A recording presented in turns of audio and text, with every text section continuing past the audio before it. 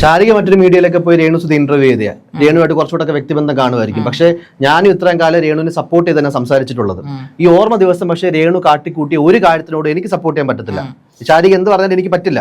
ജയ് support ചെയ്യണ്ട. ഇത് അവിടെ എന്താണ് രേണു കാണിച്ചത് രേണുവിന് മാത്രമായിരുന്നു. നമ്മളിങ്ങനെ ക്ലിപ്പ് ബൈറ്റ്സ് കണ്ടുകൊണ്ട് ഇങ്ങനെ കിടന്ന് തർക്കിക്കല്ലേ ജയ് വെറുതെ. കാരണം എന്ന് വെച്ച് കഴിഞ്ഞാൽ അവര് അവിടെ അലൻ ജോസ് കാണിച്ചതായാലും ആര് കാണിച്ചതെന്നായാലും അതിന്റെ കുറച്ച് ഭാഗങ്ങൾ മാത്രമാണ് ഈ മാധ്യമപ്രവർത്തകർ അല്ലെങ്കിൽ ഈ ഓൺലൈൻ മീഡിയ ഇരുന്ന് തള്ളിവിടുന്നത്. അത് അവരെ മാക്സിമം എങ്ങനെ ഹരാസ് ചെയ്യും. ഇങ്ങനെ ഓർമ്മ ദിവസത്തിൽ സത്യത്തിൽ മാധ്യമപ്രവർത്തകർ ഇവരെ ഇങ്ങനെ ബുള്ളിങ് ചെയ്യേണ്ട ആവശ്യമുണ്ട്. അതുപോലും മാധ്യമപ്രവർത്തകർക്ക് കണ്ടന്റ് ആക്കേണ്ട ആവശ്യമുണ്ടോ എന്നാണ് എനിക്ക് ചോദിക്കാനുള്ളത്. രേണുസുധിയുമായിട്ട് ബന്ധപ്പെട്ട എന്ത് വിഷയമുണ്ടെങ്കിലും എന്ത് കോൺട്രവേഴ്സി ഉണ്ടെങ്കിലും അതിനെ സപ്പോർട്ട് ചെയ്ത് സംസാരിച്ചിരുന്ന രീതിയായിരുന്നു ഫോക്കസ് ന്യൂസിനുള്ളത്. പക്ഷേ ശാരിക എന്ത് പറഞ്ഞാലും ശാരിക ചിലപ്പോൾ ഒരു പേഴ്സണൽ അറ്റാച്ച്മെന്റ് കൂടെ കാണും രേണുസുധിയോട്. മൈൽ സ്റ്റോണിലൊക്കെ ഇരുന്ന് ഇന്റർവ്യൂ ചെയ്തതാണ്. അതോടൊപ്പം തന്നെ കുറച്ചധികം വ്യക്തിബന്ധം കൂടിയുണ്ട്. പക്ഷേ ഈ കൊല്ലം സുധിയുടെ ചടങ്ങുമായിട്ട് ബന്ധപ്പെട്ട് രേണുസുധി കാട്ടിക്കൂട്ടിയതിനോട് വ്യക്തിപരമായിട്ട് എനിക്ക് യോജിക്കാൻ പറ്റില്ല. എന്താണ് ശാരികയുടെ അഭിപ്രായം? അതിപ്പോ അവരുടെ ഹസ്ബൻഡ് അല്ലേ, അപ്പൊ അവര് എന്ത് ചെയ്യണമെന്ന് അവരല്ലേ തീരുമാനിക്കുന്നത്. അവരെന്താണ് അവിടെ കാട്ടിക്കൂട്ടിയത് അവർ സ്വാഭാവികമായിട്ടും രേണുസുധി എന്നോട് ഇന്റർവ്യൂവിൽ ഞാൻ അവരോട് പേഴ്സണലി ഇപ്പൊ ജയ് സൂചിപ്പിച്ച പോലെ അവരെ ഇന്റർവ്യൂ വെച്ച് കോൺട്രവേഴ്സി ഇന്റർവ്യൂകൾ ചെയ്യുകയും അവരെ പേഴ്സണലി എനിക്ക് അറിയത്തൊന്നുമില്ല. പക്ഷെ പേഴ്സണലി ഞാൻ കാണുകയും നേരിട്ട് സംസാരിക്കുകയും ചെയ്തു. അവരോടൊപ്പം ഷെയർ ചെയ്തു, സമയം സ്പെൻഡ് ചെയ്ത നിലയിൽ ഞാൻ മനസ്സിലാക്കിയത്തോളം അവർ പറയുന്നത് അവരെ ഒരു സമൂഹം അവരൊരു സൈക്കോ ആക്കി മാറ്റിയെന്നാണ് അവർ പറയുന്നത്. എന്ന് വെച്ചാൽ അവർ ചെയ്ത് സൈക്കോപാത്ത് തരം എന്നല്ല ഞാൻ ഉദ്ദേശിച്ചത്. പക്ഷെ ഞാനപ്പോൾ ചോദിച്ചായിരുന്നു, നിങ്ങൾക്ക് ഇതൊക്കെ കാണുമ്പോൾ ഒരു വിഷമമില്ലേ, എന്തുകൊണ്ടാണ് നിങ്ങൾ ഈ എല്ലാത്തിനും മീഡിയകൾ, അപ്പൊ ഈ ചോദ്യം ഞാൻ ചോദിച്ചിരുന്നു, ഈ മീഡിയകളെല്ലാം നിങ്ങൾ വിളിച്ചു വരുത്തുന്നതാണോ? അപ്പോൾ വേറൊരു റിയാക്ഷൻ വീഡിയോയിൽ ഇരുന്നുകൊണ്ട് നമ്മുടെ സായി പറയുന്നുണ്ടായിരുന്നു, പുള്ളിയുടെ അന്വേഷണത്തിൽ രേണുസുധി ആൾക്കാരെയൊക്കെ വിളിച്ചു വരുത്തിയതാണെന്നാണ് പറയുന്നത്. ഇതിൽ എത്രമാത്രം സത്യം ഉണ്ടെന്ന് രേണുസുധിയോട് ചോദിച്ചാൽ മാത്രമേ നമുക്ക് അറിയാൻ പറ്റത്തുള്ളൂ. റിയാക്ഷൻ വീഡിയോ ചെയ്യുന്ന ആൾക്കാർ പലതും ഈ പറഞ്ഞ പോലെ തന്നെ നമുക്ക് അവൾ വിളിച്ചിട്ട് വന്നതല്ല എന്ന് പോലും ഇരിക്കട്ടെ. രേണുസുധി എപ്പോഴും നമ്മുടെ യൂട്യൂബേഴ്സിന് വലിയൊരു കണ്ടന്റ് തന്നെയാണ്. ഇൻസ്റ്റാഗ്രാമിലാണെങ്കിലും യൂട്യൂബിലാണെങ്കിലും ഷോർട്സോ വീഡിയോ എന്തിട്ടാലും മില്യൺ കണക്കിന് രേണു തല കാണിക്കുന്ന വീഡിയോസിന് അത്ര റീച്ച് കിട്ടുന്ന അത് ഷുവറായിട്ട് പറയാൻ പറ്റുന്ന ഒരു കാലത്താണ്. അതുകൊണ്ട് തന്നെ ചിലപ്പോൾ അവർ വിളിച്ചില്ലെങ്കിൽ പോലും ആ ഈ ചാനലുകൾ വന്നിരിക്കാം. പക്ഷേ അവരോട് ഇത് എടുക്കണ്ട, അല്ലെങ്കിൽ ഇത് ഒരു വളരെ ക്ലോസ്ഡ് ആയിട്ടുള്ള ഒരു സെറമണിയാണ്, എന്റെ തുതിച്ചേട്ടന് ഓർമ്മ ദിവസമാണ്, അത് എടുക്കണ്ടെന്ന് പറഞ്ഞു കഴിഞ്ഞാൽ അത് പോവില്ല. അവര് തോന്നിയവാസം കാണിച്ചത് രേണുസുധിയുടെ മോശത്തരമൊന്നും കാണിച്ചിട്ടില്ല. അലിൻ ജോസ് പെരേര അടക്കം വന്നിട്ട് അവർ ഡാൻസ് കളിക്കുന്ന കണ്ടായിരുന്നു. ജോസ് പെരേര സുധിച്ചേട്ടന്റെ പേരും പറഞ്ഞല്ല ഡാൻസ് കളിച്ചത്. പുള്ളിക്കാരൻ മറ്റേ നമ്മുടെ മറ്റേ ലാലേട്ടൻ റിലീസ് പടം റിലീസ് ചെയ്യുന്നു പറഞ്ഞ് വീട്ടിൽ പുറത്തിറങ്ങി നിന്ന് അയാൾ വേറെ ക്യാമറക്കാരുടെ മുമ്പിൽ നിന്ന് എന്തോ തോന്നിയവാസം കാണിച്ചതിന് അല്ലെങ്കിൽ എന്തോ ഒരു ബഹളം കാണിച്ചതിന് ബേസിക്കലി പുള്ളി അങ്ങനെയാണ്. അവരെയൊക്കെ മാറ്റാൻ രേണുസുധിക്ക് പറ്റൂ. മാത്രമല്ല ക്ഷണിക്കപ്പെട്ട് വന്നതല്ലേ വീട്ടിലേക്ക്. അപ്പം ഇങ്ങനത്തെ തോന്നിയവാസം ഇവിടെ കാണിക്കാൻ പറ്റില്ല എന്ന് ഒരു അറ്റയറിൽ നമ്മൾ വർക്ക് ചെയ്യുമ്പോൾ അല്ലെങ്കിൽ ഒരു ഇൻസ്റ്റിറ്റ്യൂഷനിൽ അല്ലെങ്കിൽ എന്താ പറയുക ഇതുപോലെ ഒരു ഫീൽഡിൽ നിൽക്കുമ്പോൾ അങ്ങനെ എടുത്തടിച്ച് പോലെ പറയാൻ ചിലപ്പോൾ അവർക്ക് ബുദ്ധിമുട്ടുണ്ടായിരിക്കും. അതുകൊണ്ടായിരിക്കും അവളൊക്കെ അവർ കൈയടിച്ച് അവൻ പാട്ട് പാടി നിർത്തി കൈയടിച്ചു, രേണുസുധി പുറകിൽ നിന്ന് കൈയടിച്ചു എന്നുള്ളതാണ് വേറെ ഏത് സമയത്ത് രേണു എന്ത് ചെയ്തു കഴിഞ്ഞാലും അഭിനയത്തിന്റെ ഭാഗമായിട്ടോ റീലിന്റെ ഭാഗമായിട്ടോ ഒക്കെ ചില സമയത്ത് തന്നെ അവർ ഇത് റീച്ച് കിട്ടാൻ വേണ്ടി തന്നെ ചെയ്ത കാര്യങ്ങളുണ്ട്. അത് നമുക്ക് ഇല്ലെന്ന് പറയാൻ പറ്റത്തില്ല. ബിഹൈൻഡ് ദ സീൻസ് കണക്കുള്ള ചില ഡ്രാമാസോ അല്ലെങ്കിൽ ചില അടികളൊക്കെ ഉണ്ടാകുന്നു. അലിൻ ജോസ് പെരേരയൊക്കെ അടിക്കാൻ പോകുന്നു, അല്ലെങ്കിൽ ഏതോ കിസ്സിംഗ് സീനുമായിട്ടൊക്കെ ബന്ധപ്പെട്ട് മനഃപൂർവ്വം തന്നെ കോൺട്രവേഴ്സിയൊക്കെ ഉണ്ടാക്കാൻ ശ്രമിക്കുന്നു. അതൊക്കെ ഇതിന്റെ ഭാഗം തന്നെയാണ്. ചിലപ്പോൾ അവരുടെ ഇറങ്ങാൻ പോകുന്ന വീഡിയോയുടെ റീച്ച് കൂട്ടാനായിട്ടൊക്കെ അവർ ചെയ്യുന്ന കാര്യമായിരിക്കും. അതിനൊന്നും ഒരു കുറ്റം പറയുന്നില്ല. പക്ഷെ ജൂൺ 5 എന്ന് പറയുന്ന കൊല്ലം സുധിയുടെ ഓർമ്മ ദിവസം അവരുടെ വീട്ടിൽ ഈ പറഞ്ഞ കണക്ക് മകൻ ഉൾപ്പെടെയുള്ള കൊല്ലത്ത് അവരുടെ വീട്ടിൽ ഒരു ചടങ്ങ് നടക്കുകയാണ്. ആ സമയത്ത് ഇത്തരത്തിലുള്ള കോപ്രായങ്ങൾ കാട്ടിക്കൂട്ടാനായിട്ട് അത് വേണ്ട എന്ന് പറയുന്ന പോലുമില്ല. അല്ലെങ്കിൽ അവരുടെ തന്നെ കൂട്ടുകാരാണല്ലോ അലിൻ ജോസ് പെരേര അടക്കം ഒരുമിച്ചൊരു പ്രോജക്ട് രേണുസുധി ചെയ്തതാണ്. അതുകൊണ്ട് തന്നെ അലിൻ ജോസ് പെരേര ഇങ്ങനത്തുള്ള കാര്യം അവിടെ ചെയ്യേണ്ടതെന്ന് പറഞ്ഞാൽ അവർ ചെയ്യില്ല. അത് അവരുടെ അനുഭവത്തോട് കൂടിയല്ല ചെയ്തതെന്നൊക്കെ പറഞ്ഞു കഴിഞ്ഞാൽ എനിക്ക് അംഗീകരിക്കാൻ ഒരു ബുദ്ധിമുട്ടുണ്ട്. പക്ഷേ നമ്മളൊരു സംഭവങ്ങൾ ലൈവ് അല്ല കണ്ടിരിക്കുന്നത്. നമ്മൾ ആ ബിഗിനിങ് തൊട്ട്, അതായത് ഗസ്റ്റുകൾ വന്ന് ഇറങ്ങുന്നത് തൊട്ട് ഈ സുധി ചേട്ടന്റെ ഓർമ്മ ദിവസത്തിൽ എന്ത് ചടങ്ങുകൾ നടന്നു എന്നൊരു ലൈവ് ഒന്നും അല്ല നമ്മളെ കാണുന്നത്. അവര് ചെയ്ത ഏതെങ്കിലും ഒരു ക്ലിപ്പായിട്ട് മുറിച്ചെടുത്ത് പല ഈ റിയാക്ഷൻ വീഡിയോ ചെയ്യുന്നവരും എടുത്തിട്ട് ചെയ്യുന്ന പരിപാടിയാണ് ഈ കാണിച്ചിരിക്കുന്നത്. അതിന്റെ ബിഹൈൻഡിൽ എന്തിന്റെ പേരിലാണ് അലൻ ജോസ് അവിടെ കിടന്ന് ഡാൻസ് കളിച്ചതെന്നോ അല്ലെങ്കിൽ എന്തിന്റെ പേരിലാണ് രേണുസുധി റിയാക്ട് ചെയ്തതെന്നോ കൈയടിച്ചതെന്നോ നമുക്ക് ആർക്കും അറിഞ്ഞുകൂടാ. ഇപ്പൊ രേണുസുധിയെ നേരിട്ട് ഇനിയിപ്പോ അടുത്ത ദിവസങ്ങളിൽ ഇതിന്റെ ഇന്റർവ്യൂ വന്നേക്കാം, എന്തുകൊണ്ടാണ് രേണുസുധി ഇങ്ങനെ ചെയ്യുന്നത് ചോദിച്ചാൽ കൃത്യമായ രേണുവിന് മറുപടി ഉണ്ട്. എല്ലാ ചോദ്യങ്ങൾക്കും രേണുവിന്റെ കൃത്യമായ മറുപടി ഉണ്ടെന്നാണ് എന്റെ വിശ്വാസം.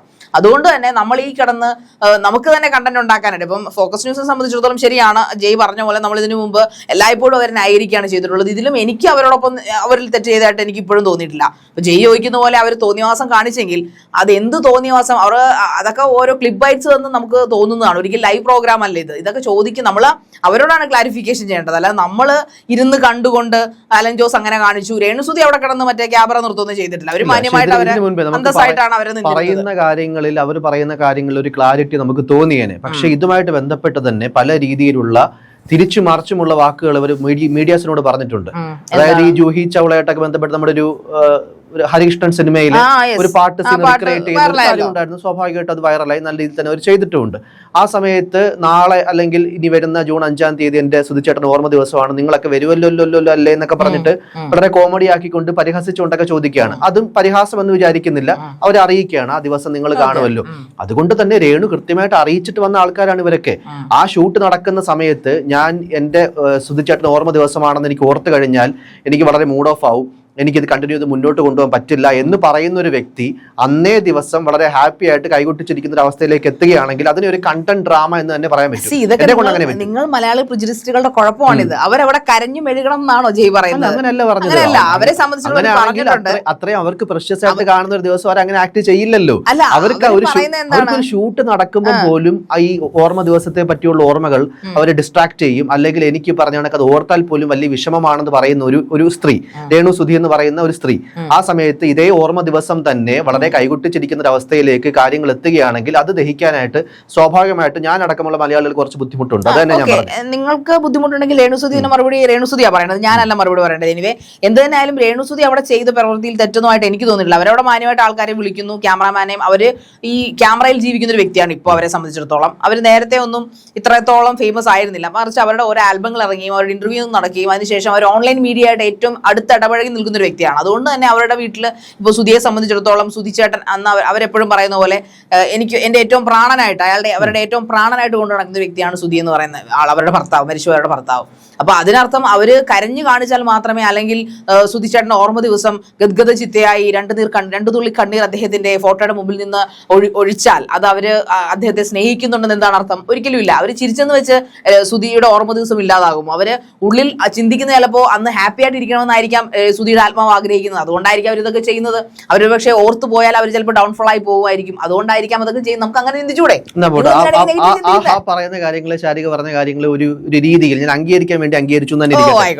മറുവശത്ത് ഈ പറഞ്ഞ പോലെ തന്നെ കൊല്ലത്ത് രേണുസുധിയുടെ മകനും അവരുടെ മറ്റു ബന്ധുക്കളും അടക്കം വളരെ സ്വകാര്യമായിട്ട് നടക്കുന്ന ഒരു പരിപാടിയാണ്. അവിടെയും മീഡിയാസ് വരുന്നുണ്ട്. എങ്കിൽ പോലും അത് വിളിച്ചിട്ട് വരാത്തോ എന്നുള്ള കാര്യം, രേണുവിന്റെ കാര്യം പറഞ്ഞ പോലെ അവരോട് തന്നെ ചോദിക്കേണ്ട കാര്യമുണ്ട്. പക്ഷെ എങ്കിൽ പോലും വലിയ രീതിയിൽ മീഡിയയ്ക്ക് മുഖം കൊടുക്കാതെ അതിന്റെ ആ ദിവസത്തിന്റെ ഒരു പ്രത്യേകത മാനിച്ചുകൊണ്ട് തന്നെ വളരെ ഈ കൊല്ലസുധിയുടെ മകൻ കിച്ചു മുഖം കൊടുക്കാതെ തന്നെ വളരെ സാധാരണ ക്യാമറ പരമാവധി എങ്ങനെ ഒഴിവാക്കാൻ സാധിക്കും അത് കണക്ക് ഒഴിവാക്കി നിൽക്കുകയാണ്. ആ കൊല്ലം സുധിയുടെ അങ്ങേ സൈഡിൽ നിൽക്കുന്ന ഈ ഒരു കുടുംബത്തിന്, കിച്ചു ഉൾപ്പെടെയുള്ള കുടുംബത്തിന് ഇത് അംഗീകരിക്കാൻ പറ്റുമോ ശാരീരിക തോന്നുന്നുണ്ടോ? ഈ ഡാൻസും പേക്കൂത്തും കാര്യങ്ങളും, അല്ലെങ്കിൽ പേക്കൂത്തും ഞാൻ പറയുന്നില്ല, അലിൻ ജോസ് വെരേരി അടക്കം കാണിച്ചു. അതിന്റെ ഇടയ്ക്ക് തന്നെ മറ്റൊരു കാര്യം, ഞാൻ രേണു സുധി ചേച്ചിക്ക് ചോറ് വാരി കൊടുത്തത് വലിയ വൈറലായിരുന്നു, അല്ലെങ്കിൽ അത് വലിയ വിവാദമായി രേണുവിന്റെ നായകനായിട്ടുള്ള ഒരു വ്യക്തി പറയുന്നുണ്ട്, ഒരു ചെറുപ്പക്കാരനായിട്ടുള്ള ഒരു വ്യക്തി പറയുന്നുണ്ട്. ആ സമയത്ത് തന്നെ ഭാര്യയും ഒക്കെ കൊണ്ട് നിർത്തിക്കൊണ്ട് ഇതാണ് എന്റെ ഭാര്യ, ഞങ്ങൾ തമ്മിൽ വളരെ അടുപ്പത്തിലാണ്, രേണു സുധിയുമായിട്ട് ഞങ്ങൾക്ക് യാതൊരു പ്രശ്നവുമില്ല. രേണുവും പറയുന്നുണ്ട് എന്റെ വീട്ടിലേക്ക് ഇവർ ഞങ്ങളെ ക്ഷണിച്ചിട്ടുണ്ട്, നിങ്ങൾ പറയുന്ന കണക്കൊന്നുമല്ല. ആ നായകൻ പറയുന്നു ഞാൻ ഒരു പെങ്ങളെ പോലെ കരുതിയിട്ടാണ് ചോറ് വാരി കൊടുത്തത്. ഇതൊക്കെ പറയാനുള്ളൊരു സമയമാണോ അത്? ഞാൻ ചോദിക്കുന്നത്.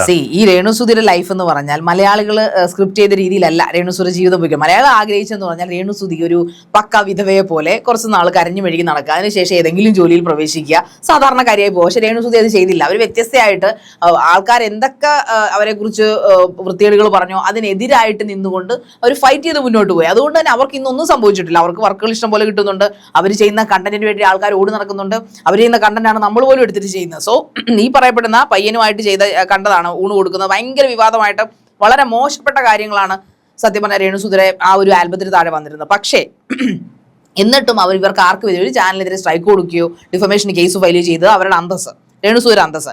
എന്നിട്ടും ആ പയ്യന്റെ ഒരു ആഗ്രഹം ഭാര്യയെ കൂടെ ലൈവാക്കി നിർത്തിക്കൊണ്ടുവരും. പക്ഷെ വീട്ടിൽ ചിലപ്പോൾ സംസാരങ്ങളൊന്നും എന്തെങ്കിലും ഉണ്ടായിട്ടുണ്ടാവുക, അല്ലെങ്കിൽ ഭാര്യയുടെ മുമ്പിൽ വെച്ച് ആൾക്കാർ ചോദിക്കടാ നീ എന്തിനാണ് രേണുസുധിക്ക് ചോറ് വാരി, നമ്മുടെ അല്ലേ ആള്, നമ്മുടെ അല്ലേ ജനങ്ങള്. സോ അങ്ങനെ ചോദിച്ചിട്ടുണ്ടാവും. അതൊന്ന് ക്ലാരിഫൈ ചെയ്യാൻ ഒരുപക്ഷെ ഇത്രയധികം വീഡിയോ വന്ന സ്ഥലം ഇത് മാത്രമായിരുന്നിരിക്കാം, മറ്റൊന്നോ രണ്ടോ വീഡിയോസ് അല്ലേ ഉള്ളൂ. ഈ എല്ലാ വീഡിയോയും കൂടെ ഒരുമിച്ച് നിൽക്കുന്ന ഒരു സ്ഥലത്ത് അവന് തോന്നിക്കാണും ഞാനൊരു പെങ്ങളെ പോലെയാണ് രേണുസുധിയെ കണ്ടിരിക്കുന്നത്, നിങ്ങൾ എന്തിനാണ് ഇങ്ങനെ വൃത്തികേടുകൾ പറയുന്നത്, ഞാനൊരു ഭാര്യയുള്ളവനാണ്, എന്റെ ഭാര്യ ഞാനത് പ്രശ്നമില്ലെന്ന് അവൻ പറഞ്ഞതായിരിക്കും അവന്റെ കുടുംബത്തെ രക്ഷിക്കാൻ. അതിനൊക്കെ എന്തിനാണ് ഇത്ര വലിയ വാർത്തയാക്കേണ്ട കാര്യം? ഓരോ ബൈറ്റുകളും അല്ലെങ്കിൽ ഓരോ കട്ട് ഷോട്ട് വീഡിയോസും എടുത്ത് നോക്കിക്കഴിഞ്ഞാൽ ഇത് സാധാരണ അരിയാഹാരം കഴിക്കുന്ന ഏതൊരു മലയാളികൾക്ക് ഇതൊരു കണ്ടന്റ് ഡ്രാമയാണെന്നുള്ള കാര്യം ഏറെക്കുറെ മനസ്സിലാവും. അതായത് പ്രശ്നം ഉണ്ടാക്കുന്നത് രേണുസുതി അല്ല. അതല്ല, ആയിക്കോട്ടെ, രേണുസുതിയാണ് ജീവിക്കുന്ന ഒരുപാട് മീഡിയാസ് ഉണ്ട്, അതിൽ ഞാൻ പറയുന്നില്ല. അത് രേണുസുതിയുടെ നല്ല മനസ്സ് തന്നെയാണ് താൻ.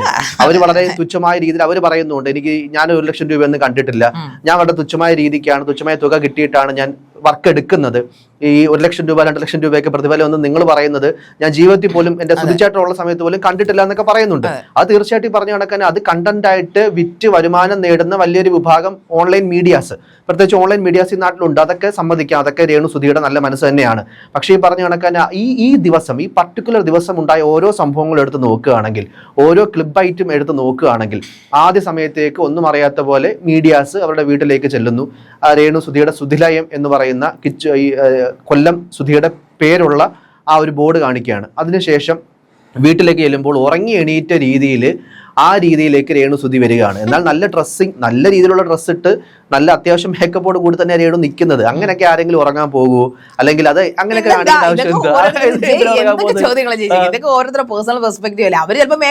ശാരീരിക മേക്കപ്പ് ഇട്ട് ഫുൾ മേക്കപ്പ് ഇട്ടാണ്. ചിലപ്പോൾ ഞാൻ ഷൂട്ട് ചെയ്ത്, ഞാൻ രാത്രിയിലൊക്കെ ഷൂട്ടുള്ള ദിവസങ്ങളാണെങ്കിൽ, എന്റെ വീട്ടിൽ തന്നെ ഷൂട്ട് ചെയ്യുന്ന ദിവസങ്ങളൊക്കെ ആണെങ്കിൽ ചിലപ്പോൾ എനിക്ക് മേക്കപ്പ് ഒന്നും അടിക്കാൻ പറ്റത്തില്ല. ചിലപ്പോൾ ഞാൻ അത്ര രാത്രി 12 വരെ ഷോട്ട് എടുത്തിട്ടായിരിക്കും ചിലപ്പോൾ ശരിയാവും. ചിലപ്പോൾ 12-1 മണി വരെയൊക്കെ ഞാൻ കിടന്ന ദിവസങ്ങളുണ്ട്. ചില സിനിമ റിവ്യൂസ് ചെയ്തിട്ട് ചിലപ്പോൾ ഞാൻ അതേ വേഷത്തിൽ തന്നെ കിടന്നുറങ്ങിയിരിക്കും. പിന്നെ അത് മാത്രമല്ല, ഒരു ഫുൾ ടൈം എയർ, ഈ പറയുന്ന ഫുൾ ടൈം ഓൺ ആണ് അല്ലെ. ഇവര് എപ്പോഴും ക്യാമറ മുമ്പിലാണ് ഈ രേണുസുധി എന്ന് പറയുന്നത്. രാവിലെ അവർക്ക് ഷൂട്ട് ഉണ്ടാവും, ചിലപ്പോൾ എവിടെയെങ്കിലും. ഇപ്പൊ ഇന്നത്തെ പർട്ടിക്കുലർ ദിവസത്തിന്റെ കാര്യം തന്നെ പറഞ്ഞല്ലോ, ഓർമ്മ ദിവസമാണ്. സോ അതുകൊണ്ട് ഒരുപാട് ഗസ്റ്റുകൾ ഉണ്ടാവും, ഒരുപാട് മീഡിയ പ്രവർത്തകരുണ്ടാവും, ഓൺലൈൻ മാധ്യമങ്ങളുണ്ട്. അപ്പൊ തീർച്ചയായിട്ടും അവർ മനസ്സിൽ രാവിലെ ചടപടാന്ന് എഴുന്നേറ്റ് ഒരുങ്ങുന്നതിൽ നല്ലത് രാത്രി ഒരുങ്ങി അങ്ങ് കിടക്കുന്നതാണ്. എടാ വരെ അന്തസ്സുള്ള നല്ല ഗൗണൊക്കെ ഇട്ടല്ലേ വന്നത്, എന്താ ഇത്ര കുഴപ്പം? എന്താണ് നിങ്ങളുടെ പ്രശ്നം? ഇതൊക്കെ നിങ്ങളുടെ ഒരു കുശുമ്പാണെന്ന് എനിക്ക് തോന്നുന്നില്ല അല്ലെ, മാധ്യമപ്രവർത്തകരുടെ ഒരു തരം കുശുമ്പ്. എന്തായാലും നിങ്ങൾക്ക് കിട്ടാനുള്ള എല്ലും കഷ്ടം അവർ തരുന്നില്ല, പിന്നെ എന്തിനാ അവരെങ്ങനെ ചൊറിയുന്നത്? എന്താണെങ്കിലും രേണുസുധി നിരന്തരമായിട്ട് തന്നെ ഈ നെഗറ്റീവ് പബ്ലിസിറ്റി ഉണ്ടാക്കി അതിനെ ഈ പറഞ്ഞ കണക്ക് റീച്ച് കൂട്ടുക എന്നുള്ള രേണുവിന്റെ ഒരു സ്ഥിരം ഒരു എന്താണ്. രേണു അല്ല റീച്ച് കൂട്ടിയത്, രേണുവിനെ നെഗറ്റീവ് ആക്കിയത് ജനങ്ങളാണ്. രേണു ഒന്നും ചെയ്തിട്ടില്ല, അവർ അഭിനയിക്കുന്നു. അവരെന്താ ചെയ്യുന്നതിനകത്ത്? ഏത് ദിവസം അഭിനയിക്കുന്നു, അത് അഭിനയിക്കുകയാണെങ്കിൽ ഈ ചെയ്ത കാര്യങ്ങൾ അഭിനയമാണെങ്കിൽ ഓർമ്മ ദിവസത്തെ കാര്യം അഭിനയമാണോ എന്നുള്ളത് തന്നെയാണ് പ്രധാനപ്പെട്ട ചോദ്യം. അത് അഭിനയമായിരുന്നു എന്ന് മാത്രമേ ചോദിക്കുന്നുള്ളൂ. ഇതൊന്നും അഭിനയമല്ല. അതൊക്കെ അവര് ഈ പറയുന്ന പോലെ അവർ ക്യാമറയുടെ മുമ്പിൽ അവർ നല്ലത് ചെയ്താലും ചീത്ത ചെയ്താലും അവർ കള്ളത്തരം കാണിക്കുന്നവരാണ്, അവർ ഉടായ്പാണ്, അവർ ഫേക്ക് ആണെന്ന് പറയുന്നത് ജനങ്ങൾ അങ്ങനെ പറയും. അപ്പൊ അവർ ചിന്തിക്കുന്നില്ല, പിന്നെ എനിക്ക് അങ്ങോട്ട് ജീവിച്ച് ഇന്നേ ദിവസം വരെ എത്ര കണ്ടന്റ് ഉണ്ടായിട്ടും എത്ര സബ്ജക്റ്റുകൾ നമ്മൾ ചർച്ച ചെയ്തിട്ട് ഞാൻ ഇന്നേ ദിവസം വരെ രേണു ചെയ്ത ഒരു കാര്യങ്ങൾ പോലും തള്ളി പറഞ്ഞിട്ടില്ല. അല്ലെങ്കിൽ രേണുവിന്റെ കണ്ടന്റുകൾ മോശമായെന്നോ, അല്ലെങ്കിൽ നമ്മുടെ രണ്ടുപേരും അടക്കം ബോഡി ഷേമിംഗ് ചെയ്യുന്ന ആൾക്കാരെ, സൈബർ ബുള്ളിങ് ചെയ്യുന്ന ആൾക്കാരെ എതിർത്ത് പറഞ്ഞിട്ടേ ഉള്ളൂ. പക്ഷെ പർട്ടിക്കുലർലി ഈ ദിവസം കാണിച്ച ചില പ്രവൃത്തികൾ അതൊരു കണ്ടന്റ് ഡ്രാമയായിരുന്നു എന്നുള്ള സംശയം ഇവിടെ ഇന്റർവ്യൂവിന് കിട്ടുമെങ്കിൽ നമുക്ക് ചോദിക്കാം. എന്തായാലും തീർച്ചയായിട്ടും ഈ പറഞ്ഞ കണക്ക് തന്നെ വിവാദങ്ങൾ ഒഴിയാതെ രേണുസുധിയുടെ ജീവിതം മുന്നോട്ട് പോയിക്കൊണ്ടിരിക്കുകയാണ്. ഏറ്റവും ഒടുവിലായിട്ട് നമ്മൾ ചർച്ച ചെയ്ത പോലെ ഈ കഴിഞ്ഞ ജൂൺ 5-ാം തീയതി കൊല്ലം സുധിയുടെ രണ്ടാമത്തെ ആണ്ടായിരുന്നു, ഓർമ്മ ആണ്ടായിരുന്നു. ആ സമയത്ത് അലിൻ ജോസ് പെരേര അടക്കം വീടിന് മുന്നിൽ ചോട്ടാ മുംബൈയുടെ ഈ റിലീസിനോടനുബന്ധിച്ച് നടത്തിയ ചില ഡാൻസും കാര്യങ്ങളും അതിന് കൈയടിച്ച് പ്രോത്സാഹിപ്പിക്കുന്ന രേണുവും, അതിനോടൊപ്പം തന്നെ ഓരോ ഈ ക്ലിപ്പുകളും മീഡിയസിനെ കാണിക്കാൻ വേണ്ടിയായിരുന്നു, റീച്ച് കൂട്ടാൻ വേണ്ടിയാണോ എന്നുള്ള സംശയങ്ങളാണ് പ്രത്യക്ഷത്തിൽ മലയാളികൾ ചോദിക്കുന്നത്. ഒരുപക്ഷെ രേണുസുധി തന്നെ ഇതിന്റെ വ്യക്തമായിട്ടുള്ള മറുപടികളുമായിട്ട് ഇനി വരും ദിവസങ്ങളിൽ ഒരുപക്ഷെ ശാരീരികമായിട്ട് തന്നെ ചിലപ്പോൾ ഇന്റർവ്യൂ നമുക്ക് പ്രതീക്ഷിക്കാം. അതിന് കൃത്യമായിട്ടുള്ള എക്സ്പ്ലനേഷനുമായി രേണുസുധിയും രംഗത്ത് വരേണ്ട കാര്യം, അതിൻ്റെ ഒരു ആവശ്യം കൂടി ഉണ്ടായിരിക്കുന്ന ഘട്ടമാണ്. രേണുവിനെ സപ്പോർട്ട് ചെയ്തിരുന്ന ലക്ഷക്കണക്കിന് വരുന്ന ആൾക്കാർ പോലും ഇതിലേക്ക് ഈ ഒരു പർട്ടിക്കുലർ സംഭവമായിട്ട് ബന്ധപ്പെട്ട് രേണുവിനെതിരെ തിരിയുന്ന, അല്ലെങ്കിൽ ഈ സമയത്ത് നിങ്ങൾ കാണിച്ച ഈ ആക്ടുകൾ ശരിയായില്ല എന്ന് പറയുന്ന അവസ്ഥയിലേക്ക് പോലും കാര്യങ്ങൾ എത്തിയിരിക്കുകയാണ്. എത്രയും പെട്ടെന്ന് തന്നെ രേണുസുധിക്ക് ഈ ഒരു കാര്യമായിട്ട് ബന്ധപ്പെട്ട് രേണുവിന്റെ വേർഷൻ എന്തായിരിക്കും എന്നുള്ള കാര്യങ്ങളാണ് ഇപ്പോൾ നമുക്ക് അല്ലെങ്കിൽ മലയാളികൾ ഏറ്റവും അധികം കാത്തിരിക്കുന്ന ഒരു കാര്യം.